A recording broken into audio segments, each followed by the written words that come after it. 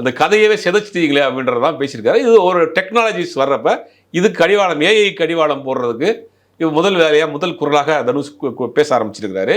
இது உண்மையிலேயே வந்து ஒரு படைப்பாளிக்கு படைப்புகளை சிதைக்கக்கூடிய உரிமை இருந்ததுன்னா அவர் நேரடியாக நீதிமன்றத்துக்கே போகலாம். நடிகர்கள் வந்து நடிக்க மறுக்கிற இல்லை உங்களுக்கு உடன்பாடு இல்லாத சீன்லாம் கூட இப்படி எடுத்துடலாம் போலயே ஃபியூச்சரில் இந்த மாதிரி. ஆமாம், நீங்கள் வந்து நடிகர்களுடைய சாயலில் உள்ள இன்னொரு நடிகரை வச்சு நீங்கள் ஃபுல் படத்தை ஏஐயில் எடுத்துடலாமே. இன்னைக்கு உள்ள வந்துருச்சு டெக்னாலஜி. விவேக் சாரோடைய நிறைய போர்ஷன் இந்தியன் இப்போ விஜயகாந்தோடைய பண்ணாங்க. அந்த மாதிரி பண்ணுறதுக்கு வாய்ப்புகள் இருக்குது. ஆனால் ஒவ்வொரு காலத்தையும் வந்து ஒரிஜினாலிட்டின்னு ஒன்று இருக்குல்ல, அது இருந்துகிட்டே இருக்கும். இப்போ மியூசிக் சைடில் பார்த்தீங்கன்னா முந்தைய எல்லாமே லைவ் இன்ஸ்ட்ருமெண்ட் தான். ஃப்ளூட்டாக இருக்கட்டும், அந்த வயலினாக இருக்கட்டும், எல்லாமே லைவ் இன்ஸ்ட்ருமெண்ட் தான் இருப்பாங்க. அதுக்கப்புறம் கீபோர்டு வந்த பிறகு கீபோர்ட்லேயே ஃப்ளூட் வயலெலாம் வாசிக்க ஆரம்பித்தாங்க. இருந்தாலும் இன்றைக்கும் லைவ் வாசிக்கிறவங்க எடுக்கிறவங்க இருக்கிறாங்கல்ல, அதனுடைய குவாலிட்டி வேறு.